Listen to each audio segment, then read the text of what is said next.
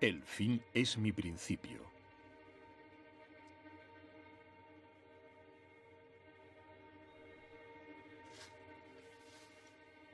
Una imagen que me viene a la mente casi a diario cuando me separo de mi cuerpo es la de un monje zen que, sentado ante una hoja de papel de arroz, en el silencio de su celda, coge un pincel, lo sumerge en el tintero, se detiene y con gran concentración dibuja un círculo que se cierra. Es un círculo que no se traza con un compás, sino con el último gesto que realiza la mano en este mundo. La vida que se cierra. Es el círculo que yo quiero cerrar ahora.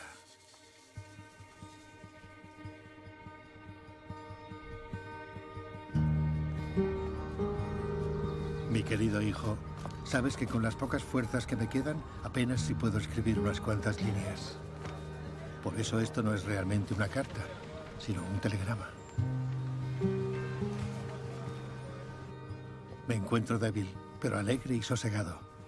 Espero poder verte pronto, pero solo a condición de que hayas podido acabar tu trabajo.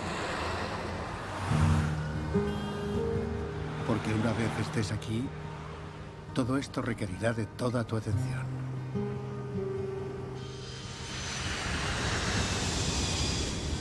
Querido Folco, ¿qué te parecería si los dos nos sentáramos todos los días bajo el emparrado del jardín y te contara lo que es importante para mí, de mi persona y de mi familia, del gran viaje de la vida? Sería una conversación de tú a tú, entre padre e hijo. Somos tan distintos y aún así tan parecidos. Sería un testamento con el que podrías escribir un libro.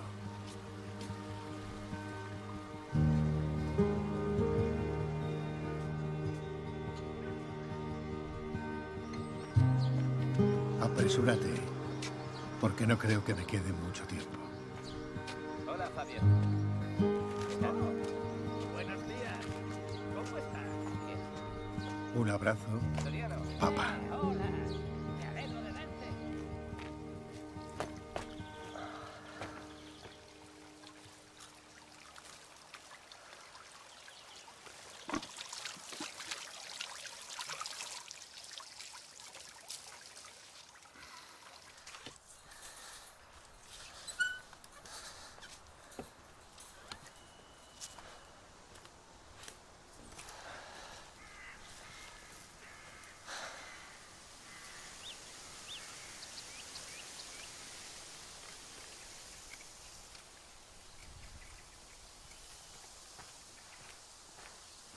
Mamá. Folco, Folco. Ya estás aquí. ¿Por qué no has llamado? Habría ido a recogerte. Bueno, os he llamado, pero no sé, nadie lo cogía. Ah, es verdad. Hijo, estoy tan contenta.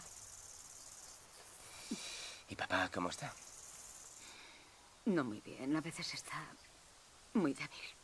¿Y el médico qué dice? No quiere médicos. ¿Qué cabía esperar? Folco, por favor, no empieces otra vez. Anda. No te preocupes. Bien. ¿Dónde está? Arriba.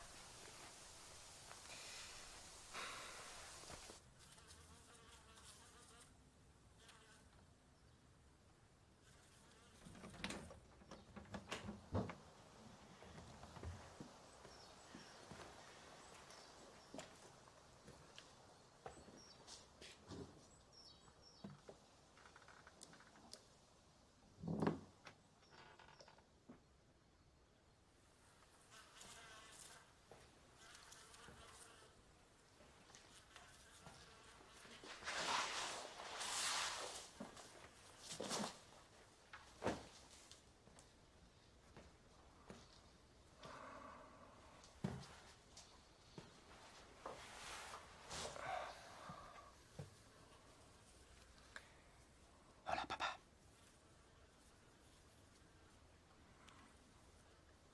Papá. ¡Oh! ¿De dónde demonios sales tú? Si vas a preguntarme cómo estoy, te lo diré enseguida. Estupendamente. Tengo la cabeza despejada. Me siento de maravilla. Sí, ya sé que el cuerpo se está viniendo abajo y se encuentra bastante ajado. Así que me separaré de él y lo abandonaré a su suerte. Folco, no quiero que llores. Ya se lo dije a Angela. Nada de lágrimas. Te enseñaré una cosa.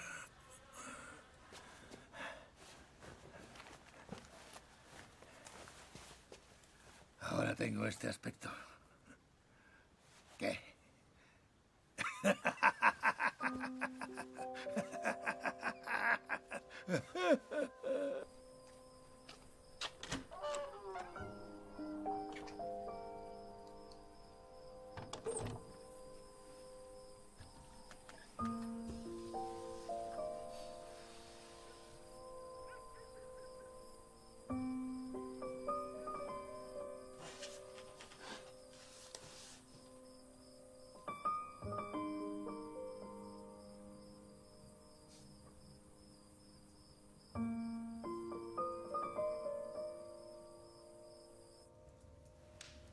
Me alegro de que tengamos la oportunidad de hablar un poco. Tú siempre has formado parte de mi vida durante 35 años. Pero aún así, sé que no conoces todos los avatares de mi vida. Al igual que yo desconozco muchas cosas de la vida de mi padre. Ahora me pesa como no te imaginas no haber pasado más tiempo con él para así haber podido hablar sobre su vida.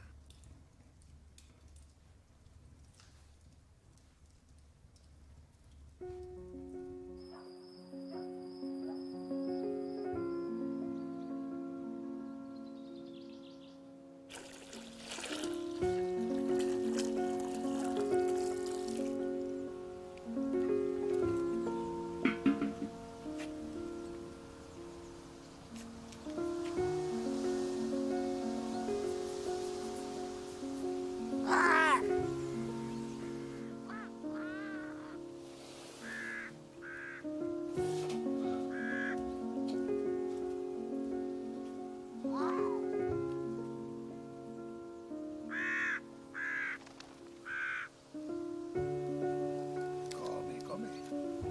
Eso es.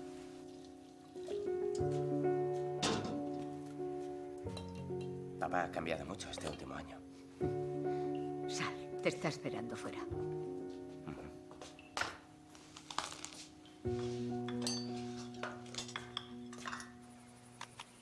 ¿Se oye bien así? Sí. Ajá. ¿Cómo empezamos? Pues tú preguntas y yo respondo. Adelante. Está bien.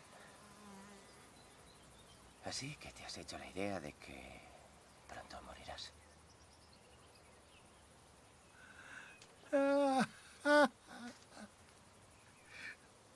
Me gustaría evitar ese concepto de la muerte. Me gusta cómo definen la muerte los hindúes. Abandonar el cuerpo, dicen. Eso me gusta. Mi sueño sería desaparecer como si no existiese el momento de la separación. Cuando ese momento llegue, estaré preparado, no tendré miedo. Mentalmente, al menos. ¿De verdad crees que es posible prepararse para la muerte? Quizás no a tu edad, pero a la mía. No sé, durante toda mi vida siempre he hecho lo que he querido. He vivido con intensidad cada minuto y no tengo la sensación de haberme perdido nada. No tengo motivo de queja. No puedo decir, ojalá aún pudiera ir aquí o allá o hacer esto o aquello. Estoy tranquilo, ¿eh? No tengo miedo. Lo que me aguarda seguramente sea el acontecimiento más insólito, más interesante que me haya pasado jamás. Por eso la muerte es lo único nuevo que me queda por descubrir. Pero hay algo que te puedo asegurar.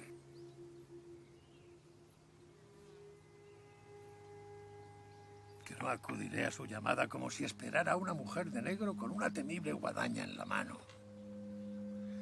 Es una imagen de la muerte que siempre me ha horrorizado.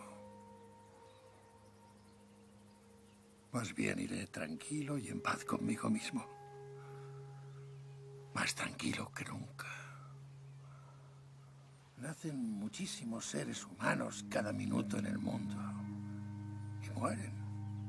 Nacen y mueren. ¿Por qué todos tenemos tantísimo miedo a morir? Ya les ha ocurrido a las generaciones pasadas. A millones y millones de personas. Si uno lo piensa bien, el planeta en que vivimos es en el fondo un gran cementerio, un inmenso cementerio de todos los seres que han vivido en él. Y este inmenso cementerio, el planeta, es hermoso. Repleto de plantas y flores que crecen en él, con todas las hormigas y los elefantes que lo recorren. Eso es la naturaleza.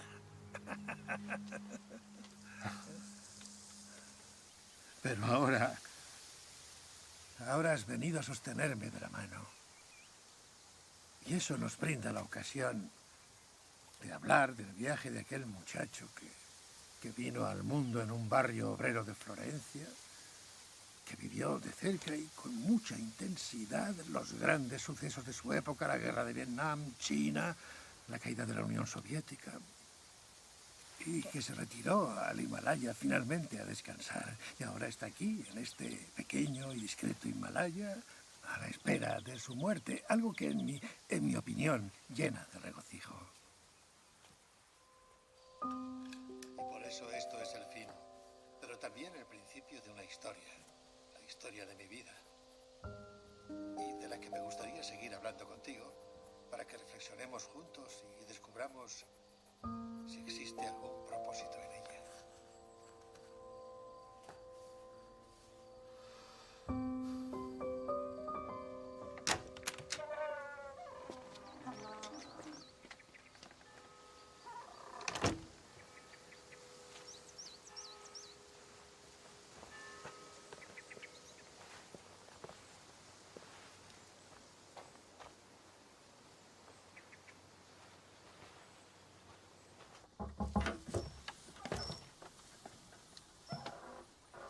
Oh.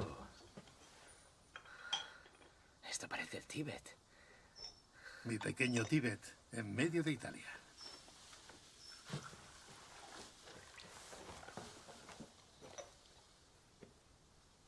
¿Quién es ese? ¿Llama? El gran dios oscuro que todo lo destruye. ¿Quieres una taza de té? Es chino. Sí, claro.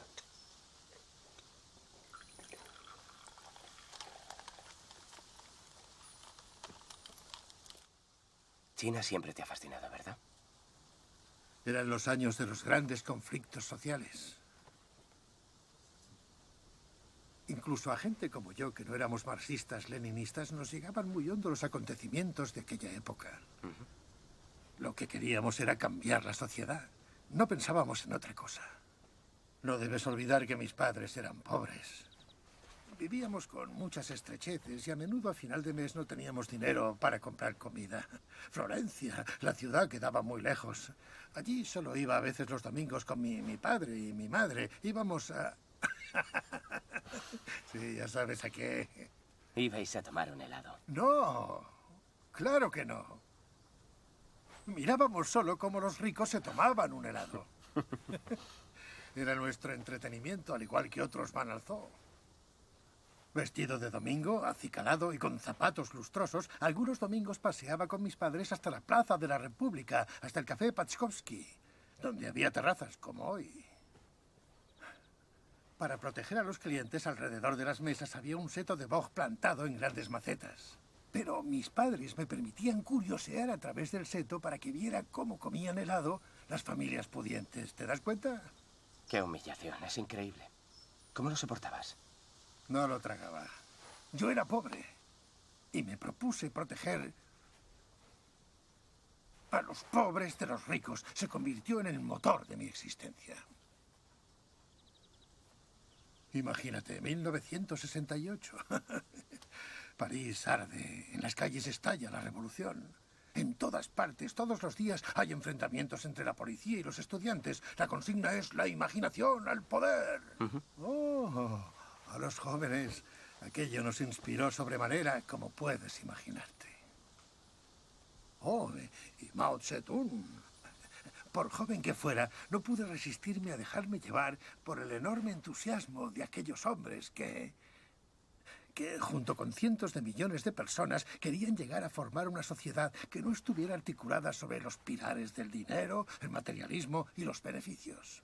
En aquel momento en China estaba teniendo lugar el mayor experimento social del mundo. Por eso yo quería ir como fuera a China. Tenía curiosidad, era periodista. No creas que fue casual que estudiara chino. Quería ver ese mundo con mi propia mirada, lo quería conocer.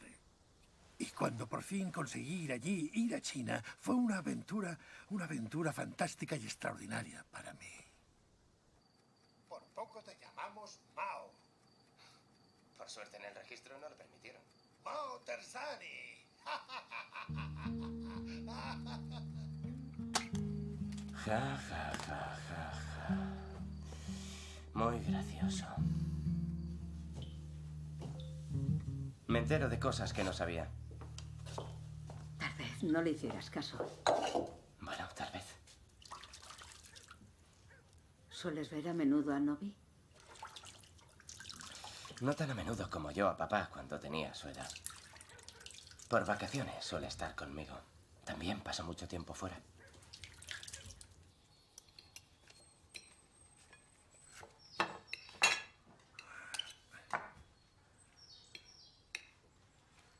Ya no me valgo por mí mismo.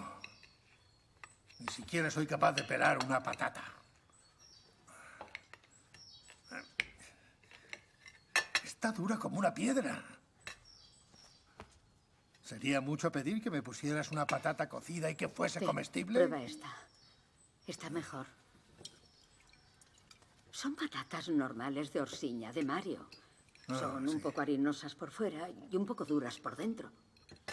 Siempre salían así, siempre salían malas. No puedo.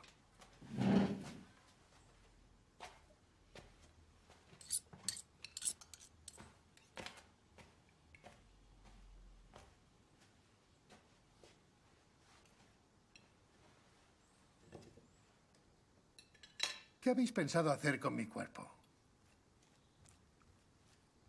Quemarlo en el jardín. Sería fantástico, pero vendrían al momento a detenerte. Haremos una hoguera. Sí, eso, en la montaña. Dejadlo ya, por favor. Y tú estarías cómodamente sentado en una rama contemplando el espectáculo. Sentado estaría genial, sin trasero. ¿Eh? Ahora, en serio, ¿qué vais a hacer? Dime, ¿qué te gustaría? No es asunto mío. ¿Es tu cuerpo? ¿Decide tú? No, eso sí que no. La ceremonia del funeral ayuda a superar el dolor.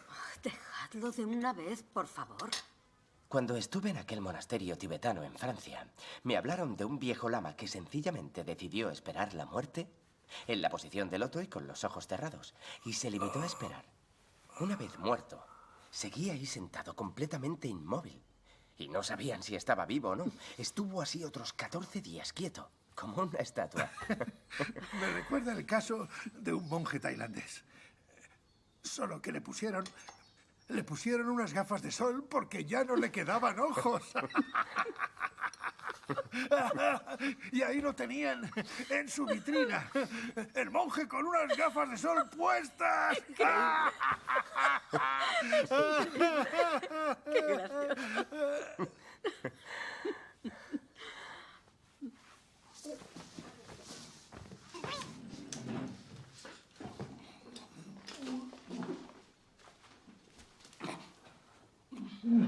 Ya está, Titriano, ya está. Ya está.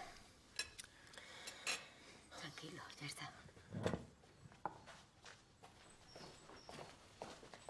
¿Quieres agua?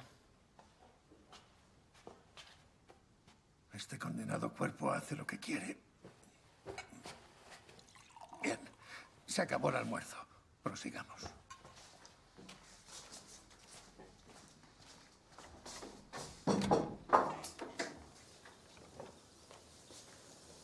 Ángela era lo más importante para mí.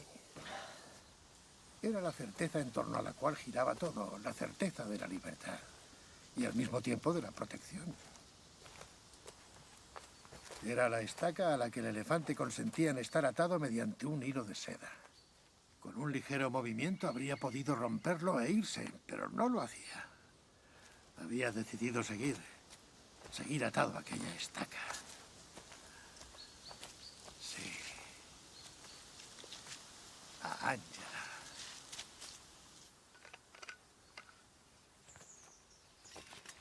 ¿Cómo os conocisteis, mamá y tú? No me lo has contado nunca. Después de la reválida llamé un día a una chica guapa que tenía muchos admiradores en Florencia y me dijo, no me va bien, viene a verme una amiga alemana. No dudé en ir igualmente. Y esperé en una sala de estar. Hasta que entró una chica, en serio. No iba para nada acorde a los gustos de la época en Florencia. Esa es la verdad. No era lo que se diría una belleza. Rubia, con unas greñas y muy desarreglada. Llevaba una bolsa de compra en la mano.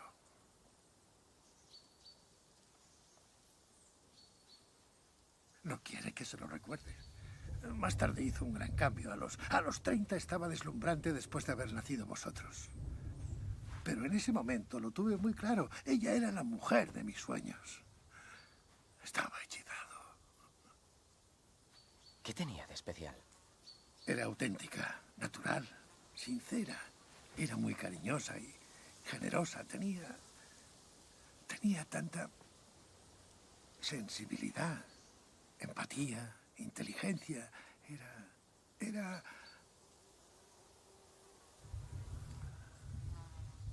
¿Cómo era? Simplemente supe que era la mujer ideal para mí. Nos amamos por primera vez cuando cumplí los 20. Era su regalo de cumpleaños. Fue fantástico. Cogimos el autobús. Pero de esto, ni una palabra a nadie, ¿eh? ¿Me lo prometes? Claro. A Setiñano, donde había un bosque enorme. Tu madre llevaba un vestido precioso.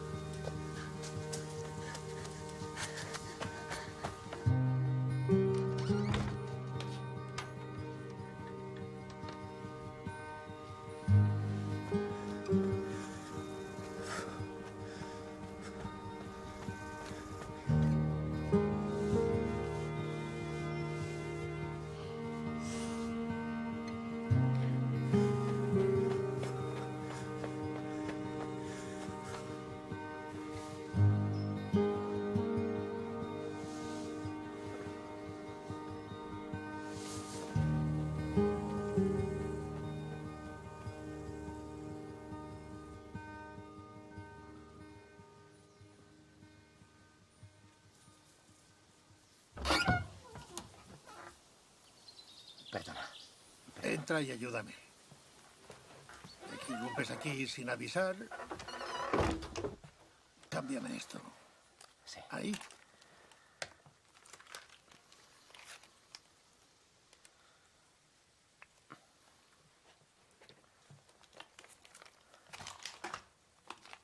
¿Es de la operación de Nueva York? Sí.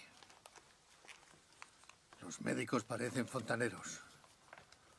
Solo les importan las cuestiones técnicas. El paciente les da igual. A ver. Va. Esto va aquí. Y esto va en la salida. ¿Dónde has aprendido? Lo hacía todos los días. En Calcuta. Como enfermero. ¿Lo hacías en la misión de la Madre Teresa? Ajá. ¿A cuántos acompañaste en el lecho de muerte? Perdí la cuenta. Pero a muchísimos. Tendrás que añadir a uno más.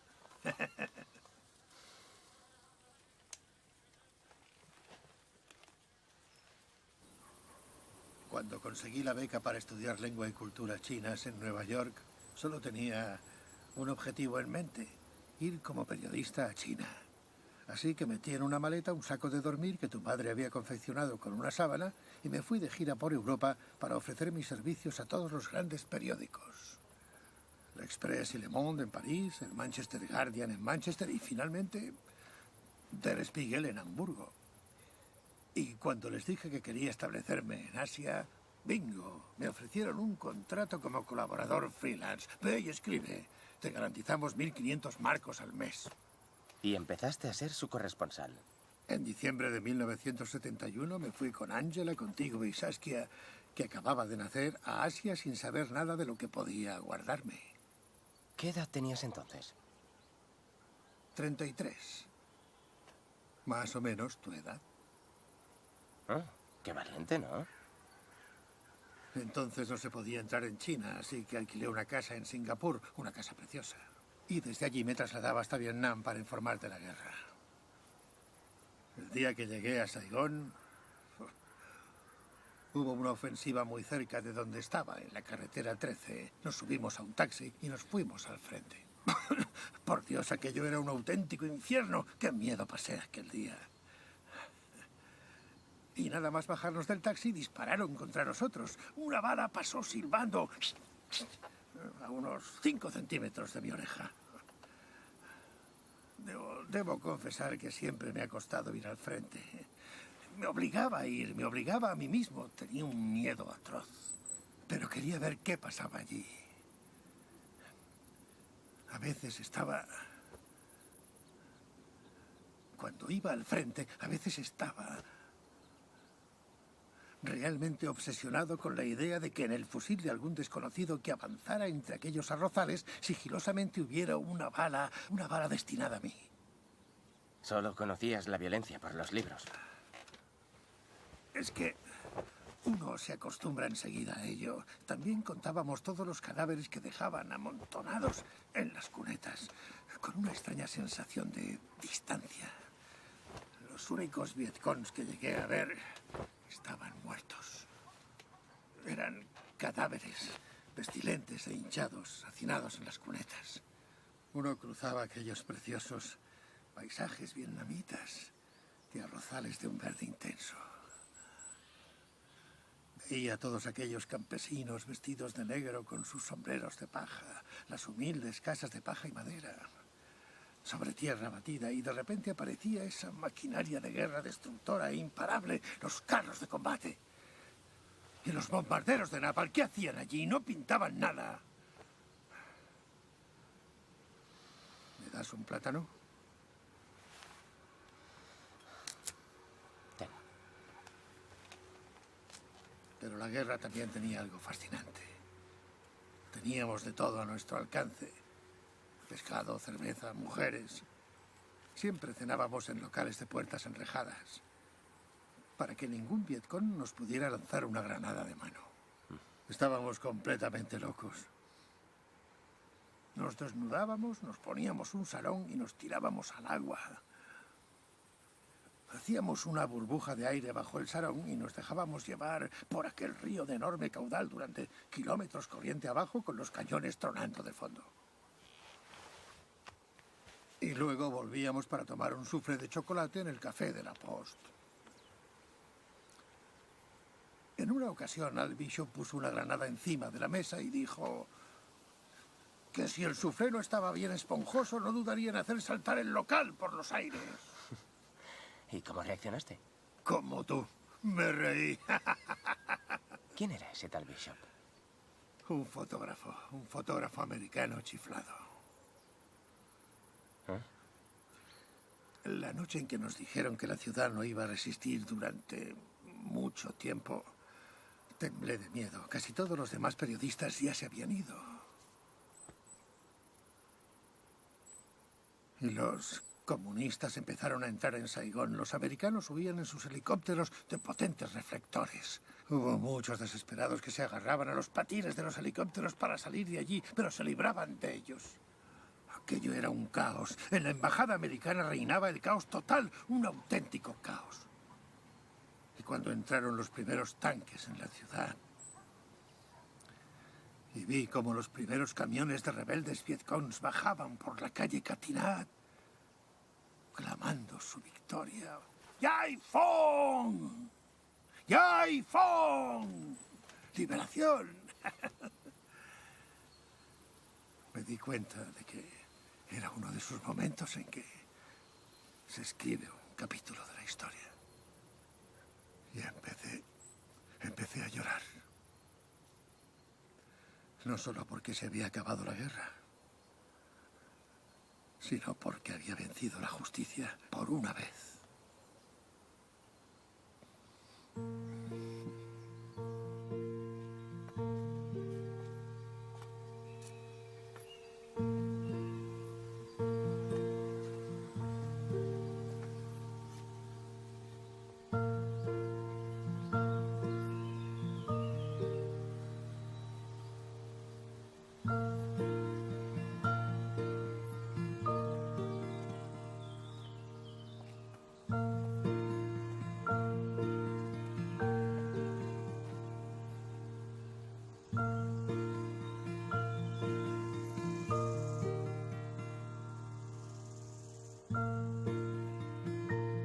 Alcánzame esa caja amarilla. ¿Esta?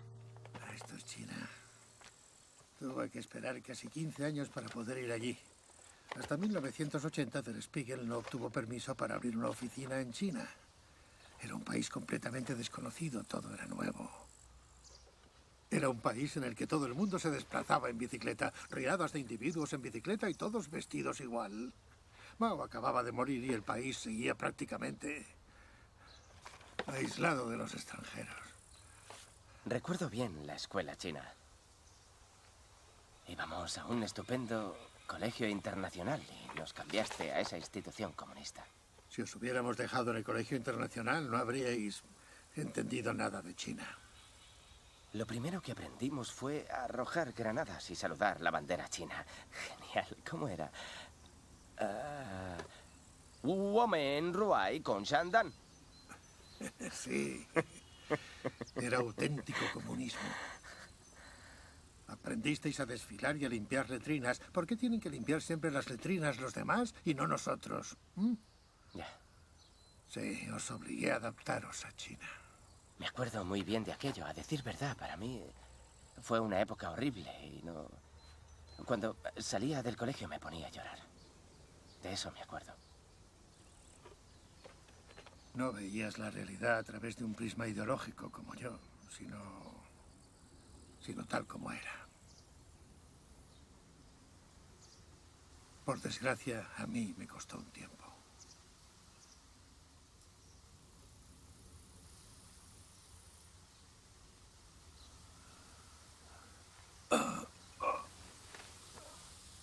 Papá, ¿te duele? No. Noto un nudo en la garganta.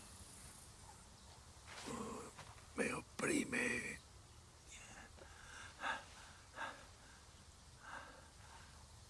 Retomemos el hilo. Hablábamos del colegio chino.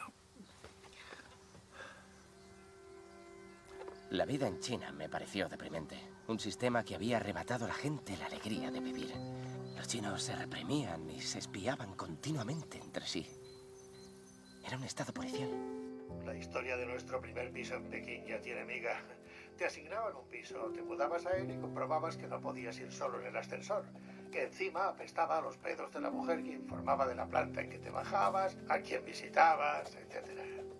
Entonces te dabas cuenta de que tu cocinero era un espía, tu chofer era un espía, y de que el cocinero a su vez espiaba al chofer. ¿Qué diablos? ¿Dónde me había metido?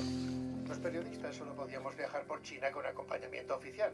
Si nuestra furgoneta se paraba en algún sitio, ya nos estaba esperando allí un funcionario local del partido, y luego nos servían el té en la sala de recepción. Y yo me cogía rápidamente la parte trasera de la furgoneta.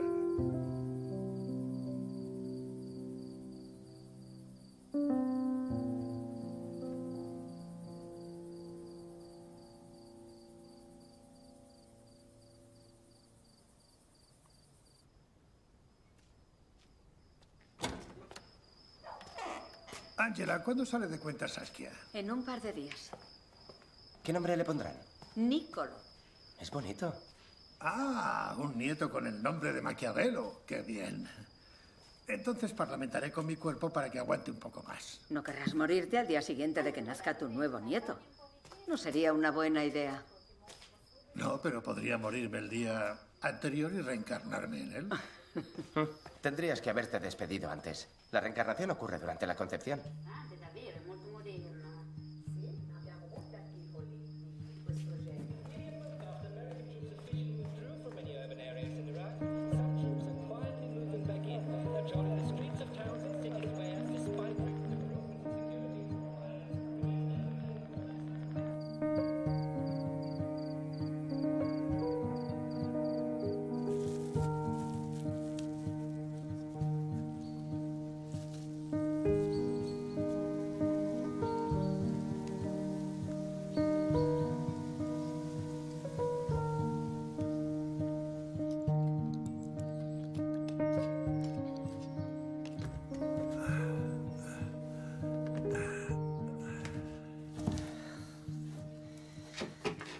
¡Qué locura! Así que aquí habéis dejado todas nuestras cosas de Asia. Es increíble. ¿Qué ha pasado? ¿Eh? ¿Qué has hecho? Lo siento, papá. El Buda. Había sobrevivido 600 años hasta que se topó contigo. Da igual. Como bien dice tu madre, aún no se ha inventado el ataúd que lleve portaequipajes. Quizá pueda pegarlo. Sí, pegarlo. Mira lo que he encontrado. ¿Todavía hay uno? No, está vacío. Ajá. Pero Los grillos, qué maravilla. ¿A qué es prodigioso? Un pueblo que dedica su tiempo, Mao habría dicho desperdiciado, a la cría de grillos en cualquier época del año. Para poder oír la voz de la primavera también en invierno. ¿Recuerdas? Siempre llevaba un grillo en el bolsillo interior de mi chaqueta. tenía devoción por los grillos de pelea, ¿te acuerdas? Sí, es verdad. Las peleas tenían lugar en las arenas, un ruedo muy pequeño del tamaño de un plato. Había que espolearlos con un pincel. ¿Te acuerdas cómo sí, era? sí, las cerdas estaban hechas de bigotes de ratón. Vaya, seguro que eran bigotes de ratón y todos llevaban un elegante mango de marfil cuando a los grillos les rozaban con el pincel así, así, así. Por detrás se ponían furiosos y atacaban a su oponente. Yo era un periodista peculiar, ¿verdad? Mis colegas iban a la recepción del embajador los domingos y hablaban con el presidente del partido. Y yo visitaba mercadillos y escribía sobre grillos. Pero al final creo que comprendí China mejor que ellos. China dejó de ser China desde que Mao, ese criminal, arrancó de cuajo las raíces de esa cultura milenaria. En lugar de desarrollar un comunismo chino auténtico, intentó destruir todo lo que fuera chino, todo. Viste que ya no podías creer en el comunismo. No, no. Fue mi primera gran decepción. Mi esperanza de un mundo más justo y una sociedad mejor se había desvanecido en el aire. El hombre es individualista, egoísta, hace lo que le conviene. Y si les das a todos el mismo bol de arroz y una chaqueta idéntica, siempre saldrán algunos que querrán 2 chaquetas y 2 boles de arroz. Y esto no encaja en el comunismo. Y esta contradicción genera violencia. Al final todo acaba en un baño de sangre. Esa es la razón de los campos de trabajo en China. Las matanzas de Pol Pot y los gulags soviéticos. Piensa por un momento en el coste que la revolución comunista tuvo en China desde 1921 en vidas humanas. En vidas humanas en nombre del comunismo. ¡Millones! Y de pronto aparece Deng Xiaoping y dice: enriquecerse es glorioso. Intentan hacer de China una imitación vergonzosa de Hong Kong, donde todo gira en torno al dinero, como en todas partes. ¿De qué sirvió la revolución? ¿De qué sirvieron tantos sacrificios que tantos y tantos hicieron por amor a la causa? Si hubiera ganado el otro bando, China no habría sufrido tanto y se habría convertido igualmente en lo que soy, solo que un poco antes. ¿Pero cuál sería la solución? Mientras el hombre no cambie, mientras no dé un salto cualitativo importante y renuncie en general a la violencia, al poder, al afán de lucro, a los intereses personales, se repetirán in eternum todos estos episodios. Por eso me he pasado a la única revolución que me aporta algo. La revolución que se produce en uno mismo.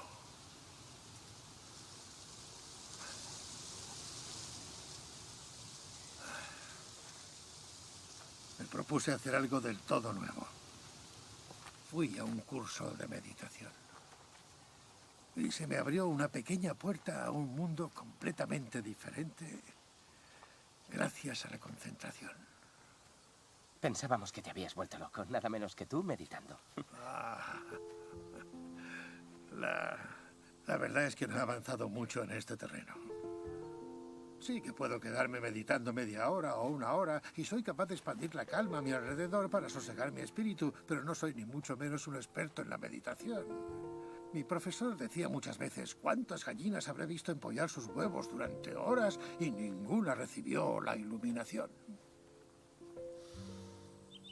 No basta simplemente con estar sentado. Debes pasar a otro estado, en el que dejas fuera todo lo exterior. Los sonidos, el gorjeo de los pájaros, las pasiones, las desilusiones. Si alcanzas ese vacío, si quieres, ese vacío serás tú. No tu yo Folco, sino ese otro yo, el yo del gran todo. No solamente de la humanidad, sino del cosmos. Y cuando consigas ver las cosas de este modo, entonces se transformarán.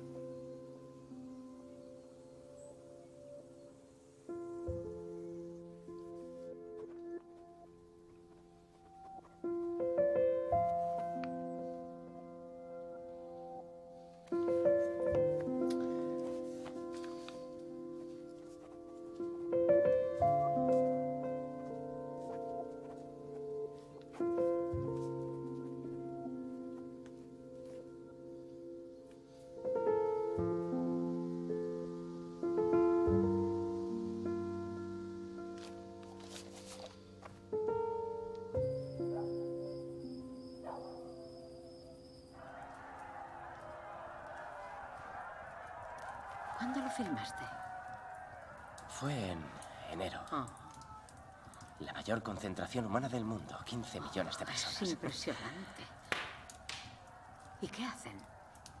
Bueno, pues cada 12 años todos los ascetas descienden de las montañas y se reúnen en el Ganges. Y luego se arrojan al agua para purificar sus pecados. ¿Tantos ascetas hay en la India? ¿Has dicho 15 millones? No, serán unos 200.000 o así. La mayoría son espectadores. Pero el documental no está acabado, ¿verdad? Claro que no, mamá. Aún me queda mucho por hacer.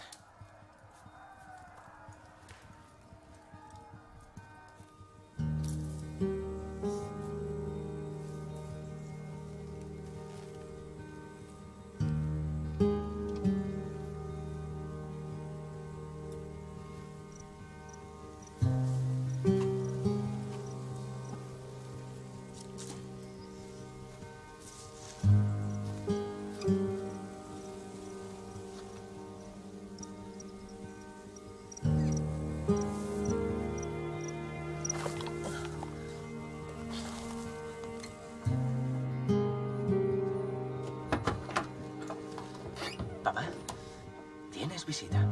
No. Viene directo de China.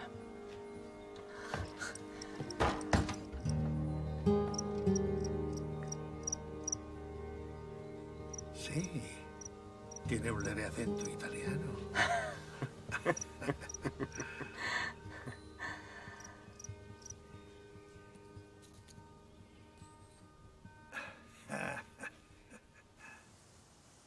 Nunca hubo tan poco margen de acción, aunque nos parezca gozar de una libertad sin límites. Podemos comprar lo que queramos, podemos acostarnos con quien nos dé la gana, etcétera, etcétera. Pero ya no existe la libertad de verdad, la libertad de ser quien verdaderamente se es. El hombre de hoy está supeditado a la economía de mercado. Toda su vida está gobernada por ella. Y en mi opinión, esa será la gran batalla de los tiempos venideros. La rebelión contra ese mercado que manda sobre nuestras vidas. La lucha por una espiritualidad, o si quieres, una religiosidad, a la que el hombre actual puede recurrir también. No en vano es una constante en la historia de la humanidad. El afán de querer saber por qué razón estamos aquí, en este mundo.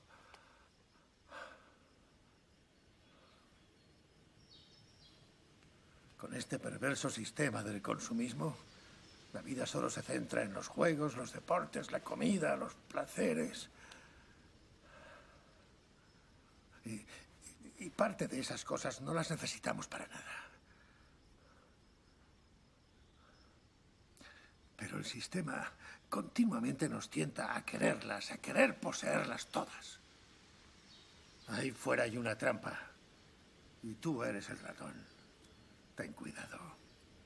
Ya, pero si el ratón no quiere caer en la trampa, ¿qué debe hacer? Renunciar a muchas cosas y ayunar. Eso ya lo decía Gandhi. Hoy en día se suele tachar su idea de la no violencia de pueril y carente de realismo, de utopía en la que ya nadie cree. Los arribistas, los intelectualoides, los políticos afirman que la no violencia no funciona. Se apresuran a decirte, ¿qué haces con alguien como Hitler? Gandhi decía, solo es esclavo el que obedece. En cuanto deja de obedecer, deja de ser esclavo. Las dictaduras acaban cayendo cuando el pueblo deja de obedecer. La no violencia no es en absoluto pasiva. La no violencia es más bien activa, implica actuar. Sí. Antes creía que ciertas guerras eran necesarias, hasta que comprendí que una guerra,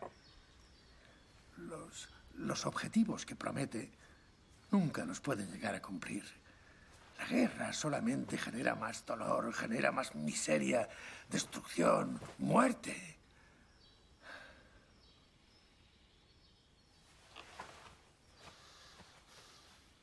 Alguien como Gandhi habría dicho, si seguimos por el mismo camino, volveremos a estar justo en el punto en el que estábamos antes.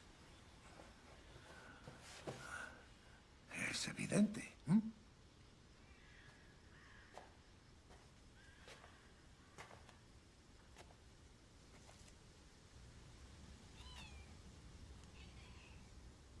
Ahora se les llama guerras humanitarias, guerras justas. ¿Cómo que justas? La guerra es la guerra. Y nunca una guerra ha puesto fin a las guerras.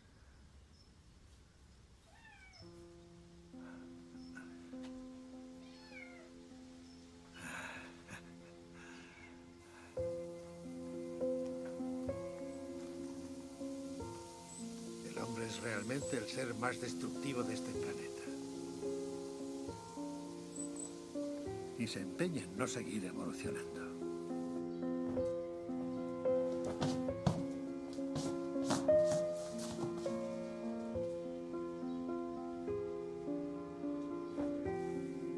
Falcón, no me encuentro bien. Creo que deberíamos descansar un poco, media hora. No hagas esfuerzos. 10 minutos. No, quédate, quédate. Ven.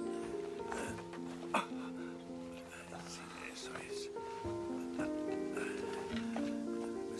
bien echar una cabezadita. Gracias.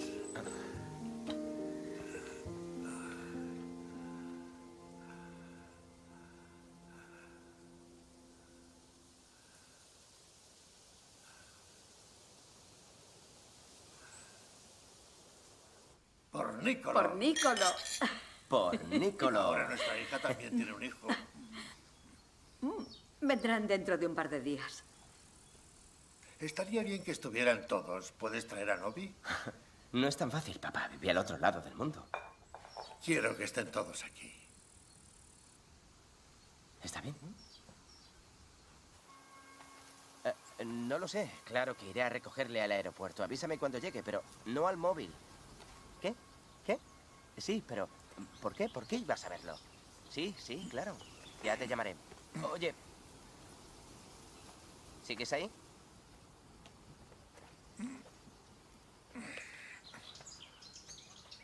¿Qué haces? Mira, para mis nietos. Ahora el árbol tiene cara como una persona. Para que los niños sepan que todo está vivo. También el árbol. Está muy bien.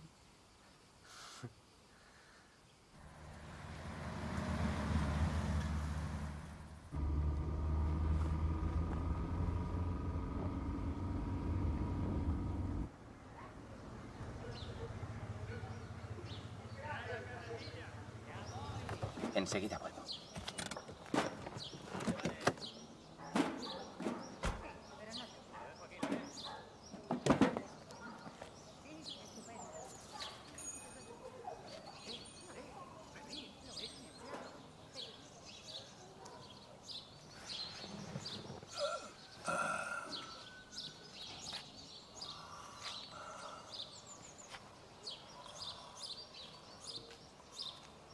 Dios mío, no tiene buen aspecto. No le quedará mucho tiempo. Adiós. Hola, Folco. Buenos días. Hola. Hola. Hola. Hola.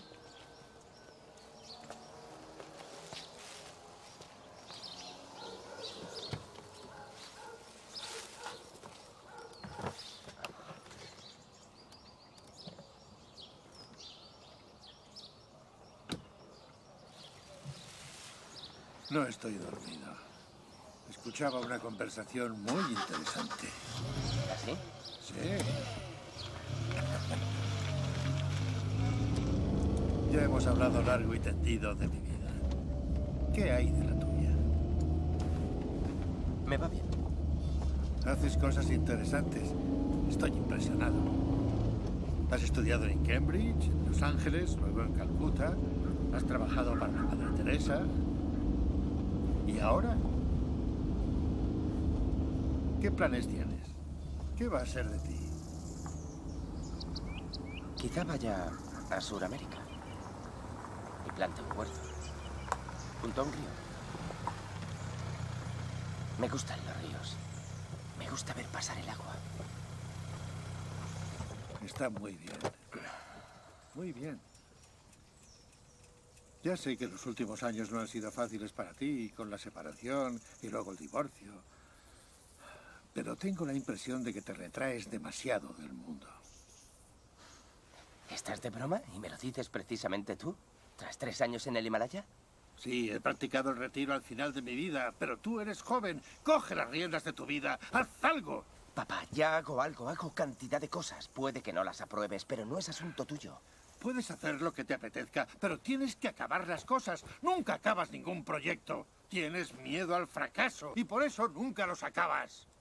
Sé perfectamente que ahora has vuelto a dejar el trabajo a medias. Lo dejaste antes de venir aquí, ¿verdad? ¿Y qué? Quizá me importaba más estar contigo el tiempo que te queda. ¡Cago en 10! Vive tu vida como quieras, pero no me digas cómo vivir la mía, ¿de acuerdo? Vive tu vida y yo viviré la mía.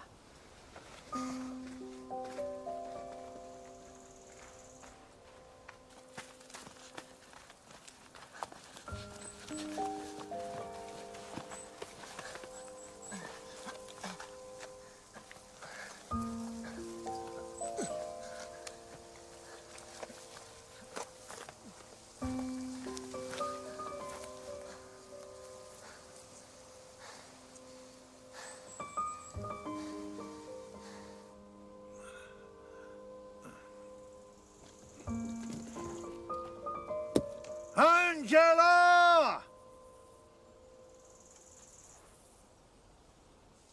¿Qué ocurre? Ayúdame a salir de este dichoso coche. Vamos. ¿Qué ha pasado? Eso es.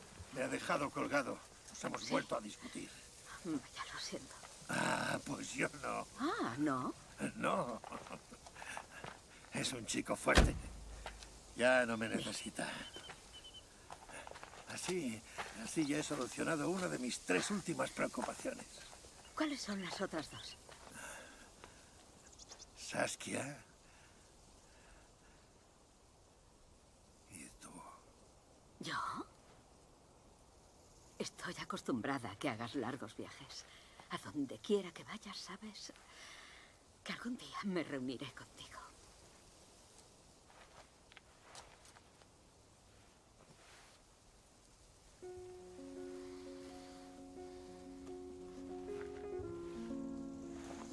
Vamos.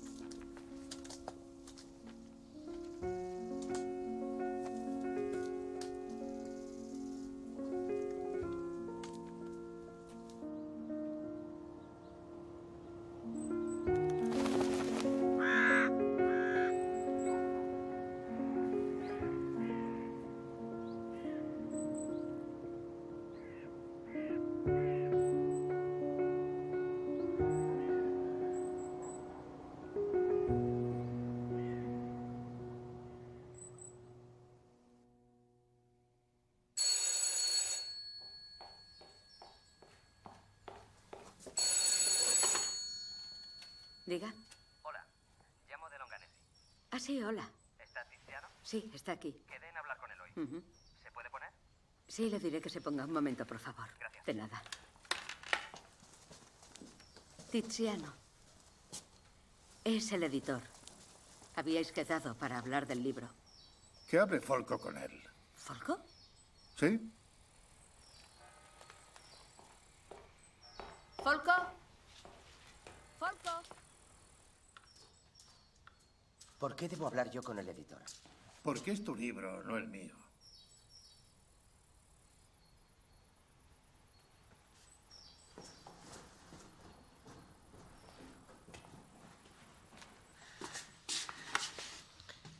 Diga. ¿Tiziano? No, soy Folco. Quiero hablar con su padre. Mi padre no se encuentra bien. Hable conmigo. No, claro que no.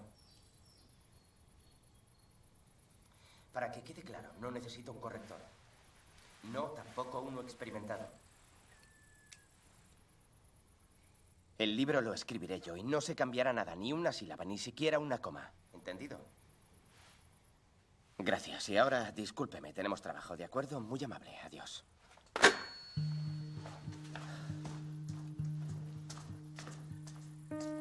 ¿Cuándo seguimos? Cuando quieras. Ahora. Muy bien.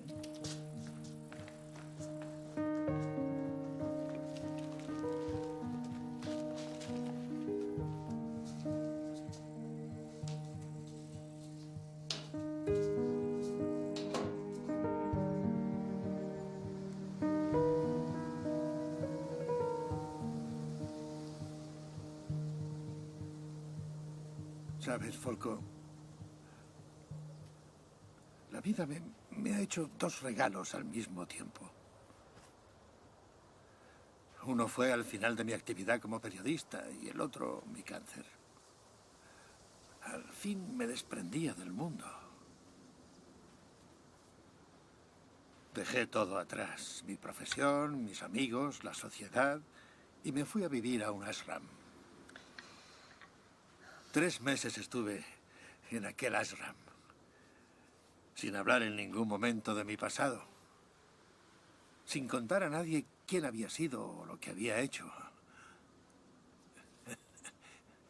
Y es que tu identidad es algo que te limita, te priva de la posibilidad de poder ser otra cosa. Porque incluso ya jubilado, sigues siendo el jefe de correos que había sido durante muchos años. Había sido jefe de correos. ¿Y qué? Al final deja de interesarte todo eso y avanzas para convertirte en Anam, ¿sabes? El sin nombre. Qué gran descubrimiento.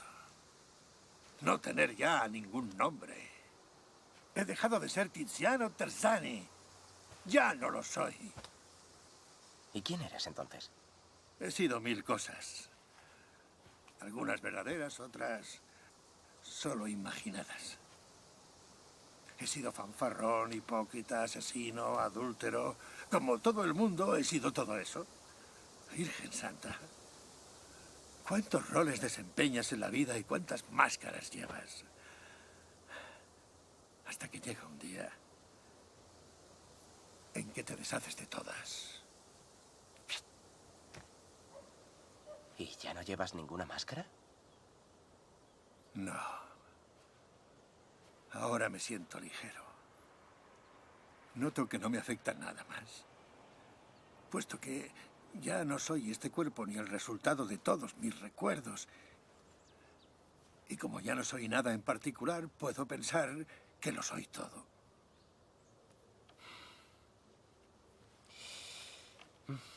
Tengo una pregunta especial que... En fin, que me interesa mucho. Los hindúes dicen que gracias a la completa disolución del yo se alcanza un estado que llaman iluminación. Quiero preguntarte si existen los iluminados y si es así, ¿qué es la iluminación? Una ilusión. ¿Eso es todo? ¿A cuántos iluminados has conocido? Yo a ninguno. Bueno, a medio iluminado quizás. No, papá, esos momentos en que adviertes fugazmente que existe algo superior e infinito, mucha gente ya los ha experimentado. En la entrevista con el lama tibetano, yo también lo llegué a percibir. Es como si todo a mi alrededor fuera un sueño. Y entonces me pregunté si la iluminación no significa ver el mundo tal como es. Reconocer el mundo en su perfección.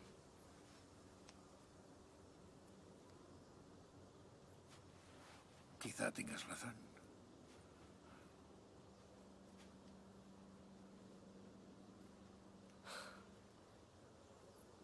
Conocer al viejo en el Himalaya fue toda una experiencia para ti. Sí, Te cambió por completo. sí. Yo vivía como un eremita en una cabaña. Sin agua corriente, ni teléfono, ni luz. Totalmente aislado del resto del mundo. Cuando la mañana de Año Nuevo de aquel año 2000 llegué a la cumbre de la montaña, estaba preparado para ser otra persona. El viejo decía siempre, la verdad es una tierra sin caminos. Si lo hubiera oído 2 o 3 años antes, habría pensado, qué tontería, sin caminos. Pero ahora estaba preparado. Los primeros meses fueron mágicos. Completamente mágicos, mágicos, mágicos. Y contemplando desde allí toda aquella piedra y todo aquel hielo, no paraba de notar lo vivo que estaba. No soy un intelectual, soy un hombre mundano. Esas montañas. Folco. Esas montañas. Un día, estando allí, vi una mariquita. Y de repente tuve la sensación de que yo era aquella mariquita. No Tiziano, elefante, sino esa mariquita. Se encaramó hasta la punta de una brizna de hierba. Enseguida desplegó sus diminutas alas y salió volando hacia el infinito. Delante se abría un precipicio de varios cientos de metros y aquel ser minúsculo, magnífico y extraordinario voló hacia las montañas. Y en ese instante tuve la revelación de que mi vida formaba parte de todo aquello. Y todo dejó de tener importancia, también mi cáncer. ¿Qué más te da entonces la invitación de fulanito de tal o hasta incluso el periodismo? Cuando aquella noche me fui a la cama, estaba completamente en trance. Eso no me lo va a quitar nadie jamás. Me siento bien, Folco, de verdad. No te miento. Me gustaría estar riendo cuando muera. Y si eso no es posible, entonces reiremos menos rato y ya está, se acabó. ¿Quién lo mantiene todo unido? ¿Quién o qué? ¿Quién hace que los pájaros trinen? Es verdad que existe un ser cósmico y cuando has percibido que formas parte de él, entonces no necesitas nada más. Ese es el principio. De repente lo vi todo bajo otra luz. Y también entonces... Tengo que confesártelo, aunque preferiría morderme la lengua. Percibí aquel resplandor. Que vislumbraste con tu tibetano, con el lama. Aunque solo por un momento. ¿Sabes? De noche, mientras meditaba, fue como... Estuve fuera de mí por un instante. Y entonces... Quizá fuera solo una gota. Pero era como todo un mar.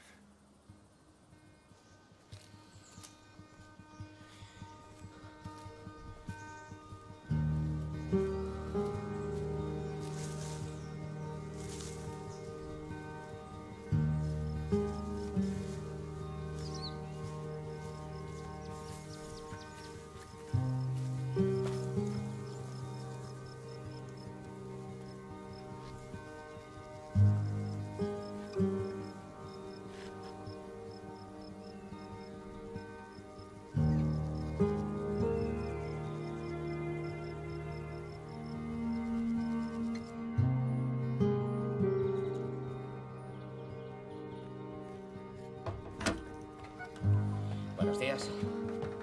¿Ya estás levantado? Vamos a la montaña.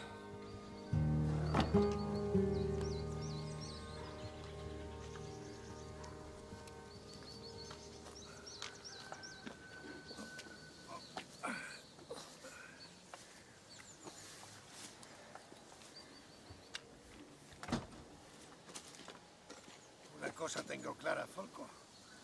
Que como padre te hacía sombra. Siempre en primera fila, siempre preparado, siempre simpático, gracioso y ocurrente. Todo eso te echaba para atrás. A veces ha sido duro tenerte como padre. Es verdad, pero... no te habría cambiado por ningún otro.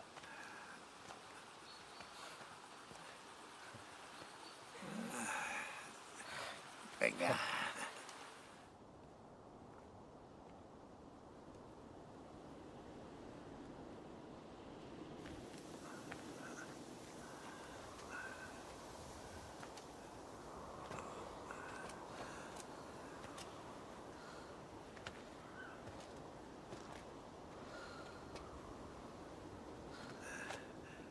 La naturaleza sigue su curso. ¿Qué le importa que mueras? Que estés enfermo y sufras dolor. La naturaleza permanece indiferente en su majestuosidad. Nada la trastorna, nada la exalta. ¿Por qué no aprendemos de ella?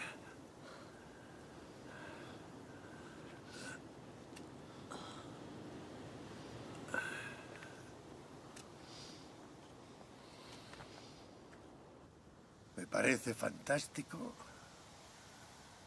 que todo lo que he construido, al final, ¡boom!, se venga abajo.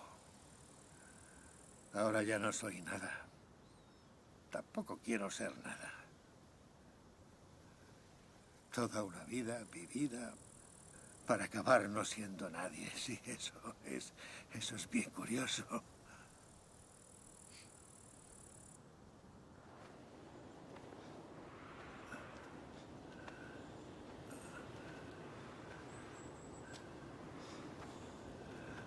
He sido muchas cosas, pero al final no soy nada.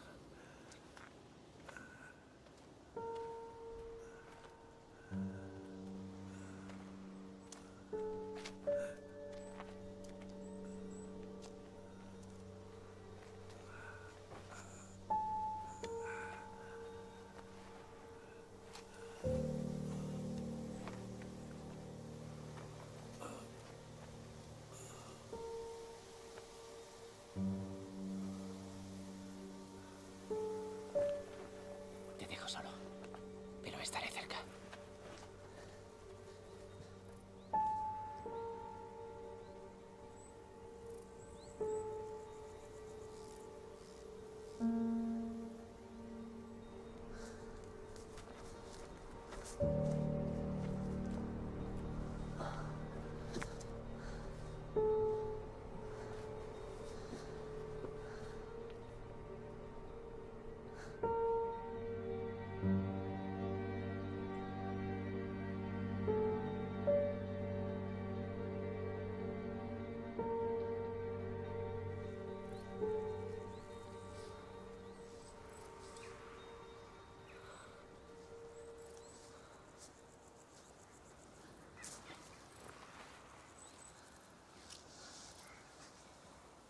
¿Sabes, Folco? Te agradezco mucho este paseo.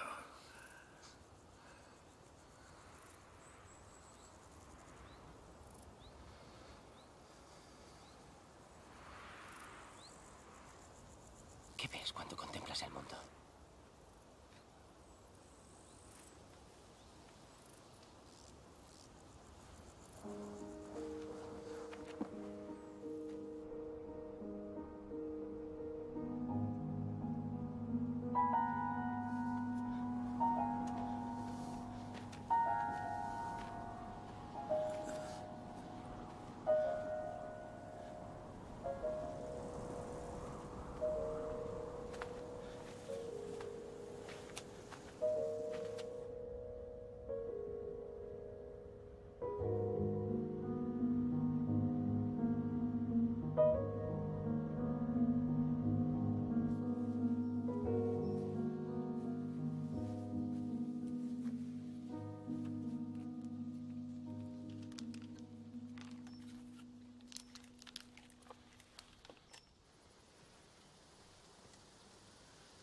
Tengo la impresión de haberte aprovisionado para el camino con nuestras conversaciones. En el fondo de mi ser existe el deseo, un deseo muy humano, de alcanzar un cierto grado de inmortalidad. Una continuidad en una persona que persiga el mismo objetivo que yo, o al menos crea en los mismos valores. Y es muy importante que comprendas que ese camino, mi camino, no es único en modo alguno. No soy una excepción. Solo hace falta armarse de valor. ¿Eh?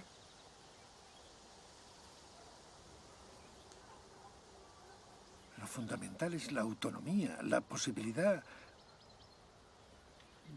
de ser lo que uno quiera. Y eso es algo factible. ¿El qué? Vivir una vida propia. Que solo te pertenezca a ti. Una vida en la que te reconozcas.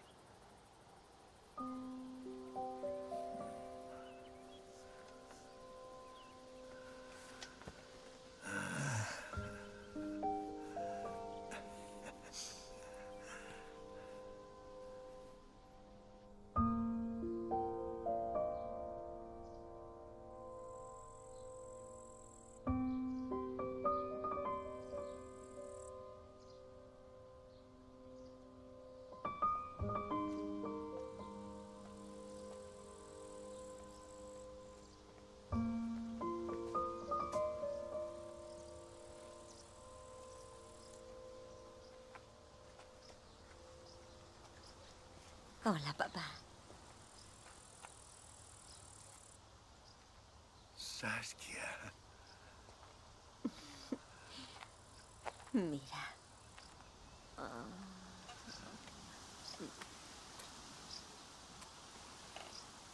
Soy Nicolo.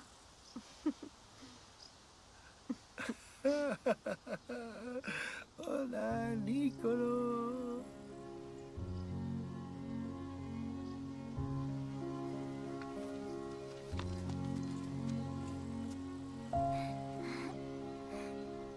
Novi. Hola. Novi. Hola. Hola, cariño. Hola. Estás muy guapo. Qué bien que estés aquí. ¿Has visto a tu primito? Sí.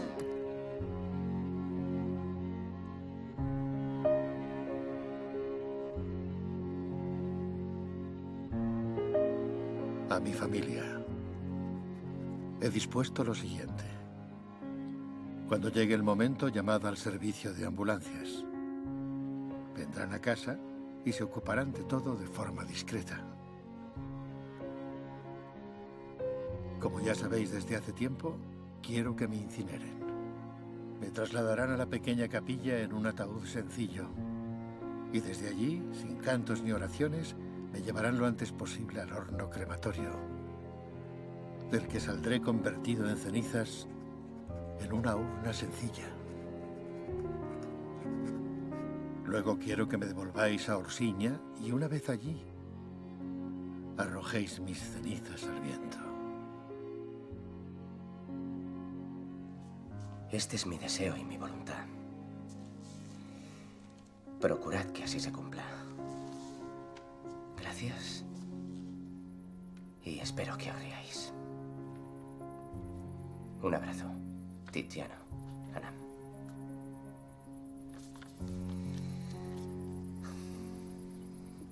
No quiere que lloremos. ¿Cómo quieres que no llore? Porque no hay motivo para llorar.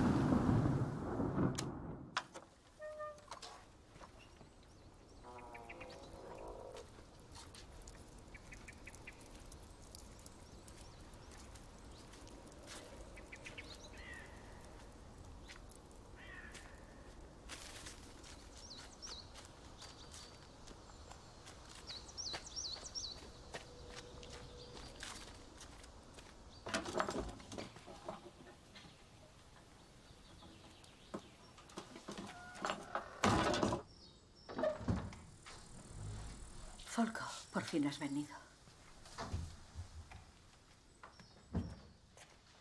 ¿Quieres sentarte aquí? No, no, no te muevas. Me sentaré aquí.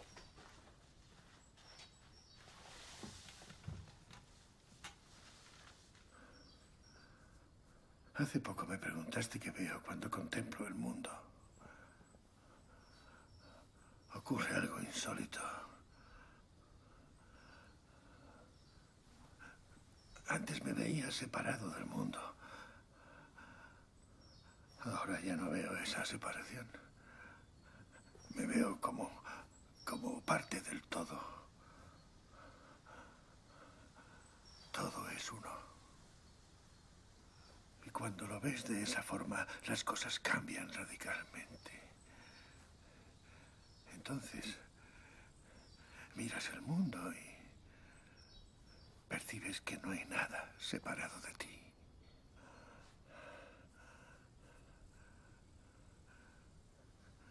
Cuando contemplas las flores y la hierba,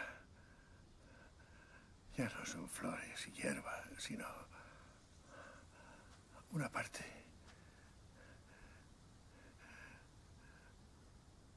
de esa belleza de la vida. Contemplas y admiras las piedras, las plantas y toda la humanidad, ya que todo es uno, todo es lo mismo. Te dejas atrapar por esa belleza. Lo que queda es que abrazas. Lo que queda es que abrazas las piedras. Y abrazas a la humanidad. Ya que no hay ninguna diferencia. No hay más conflictos. No hay más conflictos. Y ningún anhelo. Solamente existe un mundo.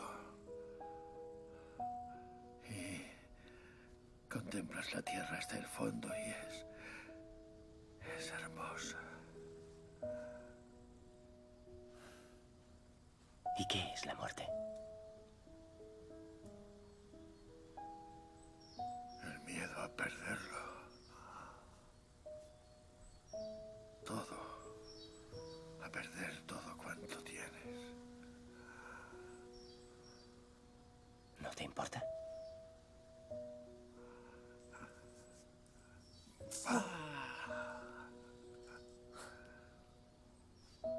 ¿Y las personas?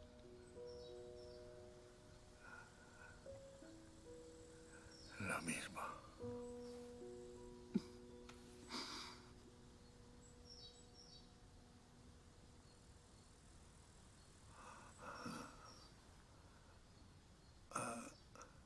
Ayudadme a recostarme las piernas.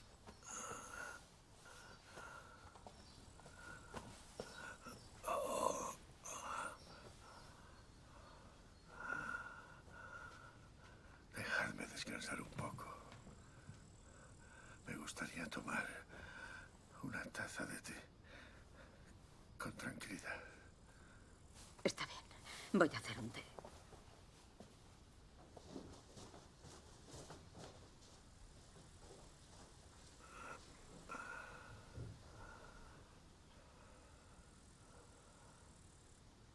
Angela. Angela. Ya voy. Ya voy. Ya estoy aquí. Llevadme a mi gompa. Ayudadme a levantarme. Vamos. Espera. Con cuidado. ¿Lo llevas tú, Folco?